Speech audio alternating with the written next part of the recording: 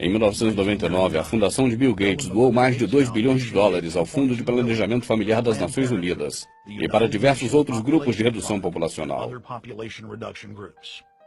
Em 2007, Gates já havia doado mais de 30 bilhões de dólares exclusivamente para grupos de controle populacional.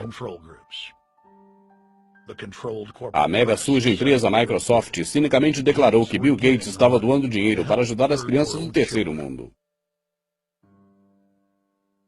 Bill e sua esposa Melinda Gates foram premiados como as pessoas mais generosas de todo o planeta. Alguns dos mais ricos homens e mulheres do mundo se reuniram recentemente em Nova York. Quando ricos iguais a esses reúnem-se em segredos, é hora de prestar atenção. Em 1910, 6 homens mais ricos do mundo se reuniram na ilha de Chacó, na Geórgia. Depois de 3 anos, esse encontro resultou na criação da maior empresa criminal nunca antes vista, a chamada Reserva Federal, o Banco Central Americano. Juntando a lista dos participantes, uma recente reunião em Nova York talvez tenha resultado ainda mais monumentais. O jornal The London Times identifica-os. Bill Gates, David Rockefeller, Ted Turner, Oprah Winfrey, Warren Buffett, George Soros. O fundador da Microsoft, Bill Gates, foi quem convocou a reunião. Eu não acredito que seja coincidência que esse encontro veio aparecer algumas semanas depois de um outro mais importante e poderoso grupo se reunir na Grécia. O grupo Bilderberg. Eles têm pregado uma nova ordem mundial por mais de 100 anos.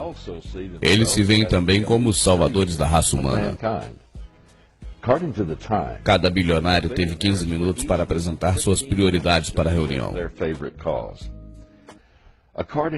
De acordo com Bill Gates e seus programas de computador, ele conta em 8 bilhões e meio.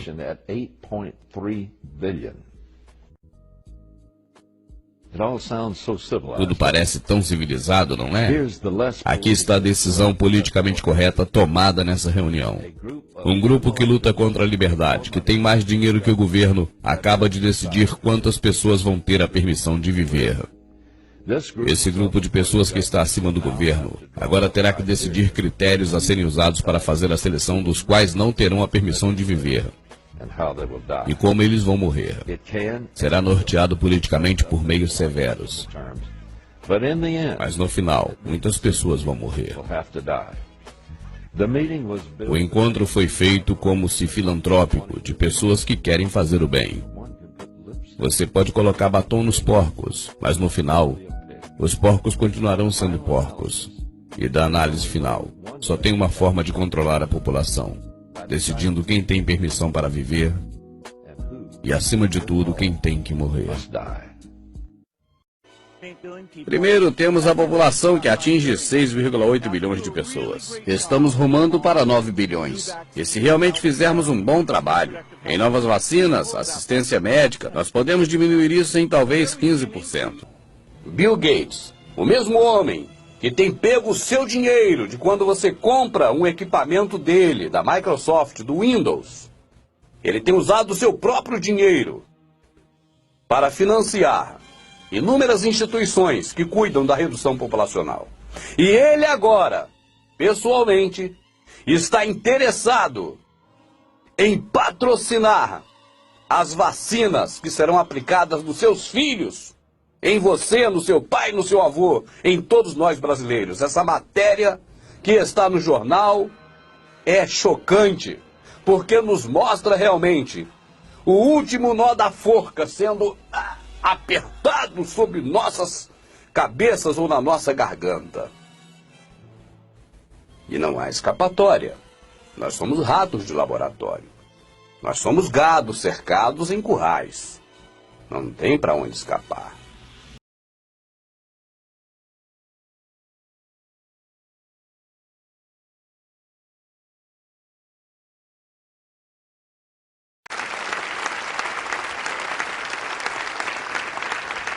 When I was a kid, the disaster we worried about most was a nuclear war.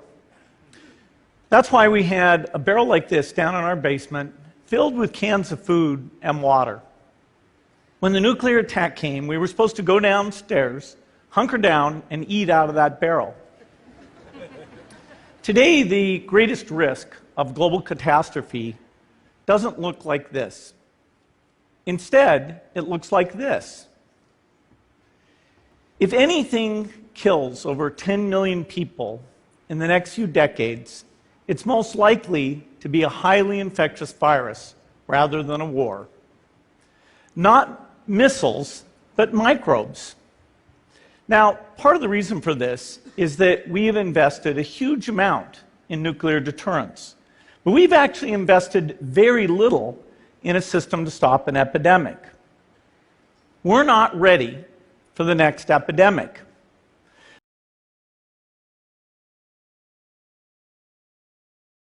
Let's look at Ebola.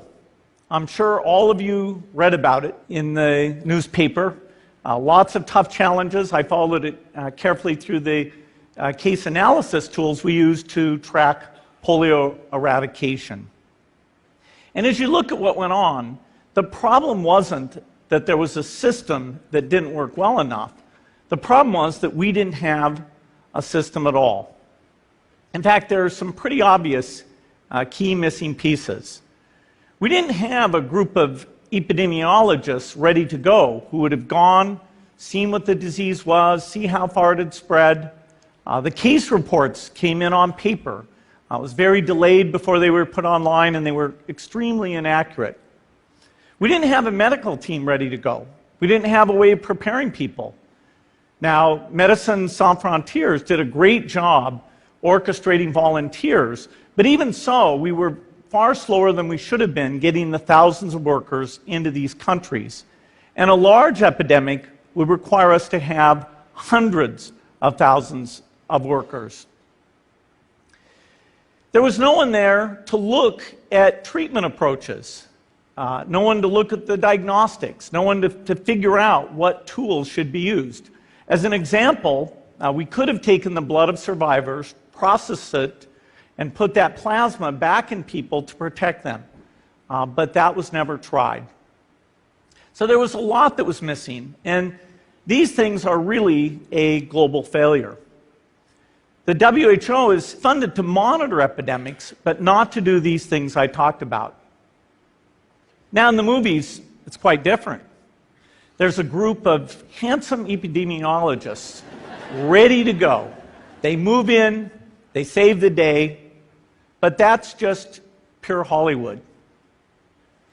The failure to prepare could allow the next epidemic to be dramatically more devastating than Ebola. Let's look at the progression of Ebola over this year. About 10,000 people died, and nearly all were in the 3 West African countries. There's 3 reasons why it didn't spread more. The first is there was a lot of heroic work by the health workers. They found the people and they prevented more infections. The second is the nature of the virus. Ebola does not spread through the air. And by the time you're contagious, most people are so sick that they're bedridden. Third, it didn't get into many urban areas, and that was just luck. If it had gotten into a lot more urban areas, the case numbers would have been much larger. So next time, we might not be so lucky. You can have a virus where people feel well enough while they're infectious that they get on a plane or they go to a market. The source of the virus could be a natural epidemic like Ebola, or it could be bioterrorism. And so there are things that would literally make things 1,000 times worse. In fact, let's look at a model of a virus spread through the air like the Spanish flu back in 1918. So here's what would happen. It would spread throughout the world very, very quickly. And you can see there's over 30 million people die from that epidemic. So this is a serious problem. We should be concerned. But in fact, we can build a really good response system. We have the benefits of all the science and technology that we talk about here. We've got cell phones to get information from the public and get information out to them. We have satellite maps where we can see where people are and where they're moving. We have advances in biology that should dramatically change the turnaround time to look at a pathogen and be able to make drugs and vaccines that fit for that pathogen. So we can have tools, but those tools need to be put into an overall global health system, and we need preparedness. The best lessons, I think, on how to get prepared are, again, what we do for war. For soldiers, we have full-time waiting to go. We have reserves that can scale us up to large numbers. NATO has a mobile unit that can deploy very rapidly. NATO does a lot of war games to check, are people well trained? Do they understand about fuel and logistics and the same radio frequencies? So they are absolutely ready to go. So those are the kinds of things we need to deal with an epidemic. What are the key pieces? First is we need strong health systems in poor countries.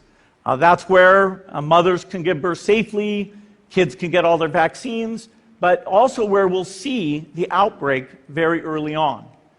We need a medical reserve corps. Lots of people who've got the training and background who are ready to go with the expertise.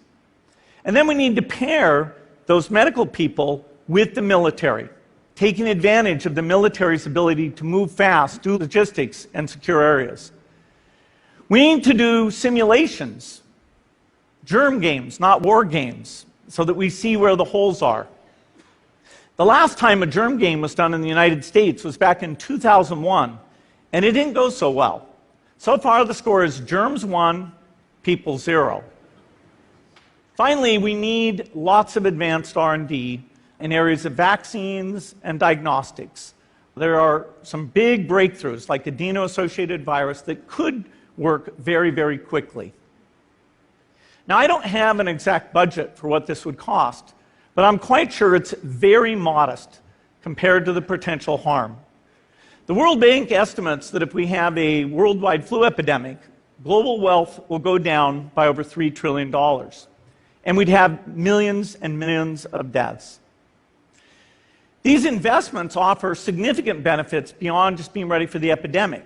The primary health care, the R&D, those things would reduce global health equity and make the world more just as well as more safe. So I think this should absolutely be a priority. There's no need to panic. We don't have to hoard cans of spaghetti or go down into the basement.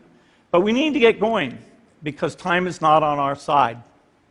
In fact, if there's one positive thing that can come out of the Ebola epidemic, it's that it can serve as an early warning, a wake-up call to get ready.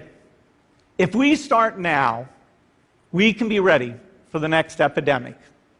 Thank you.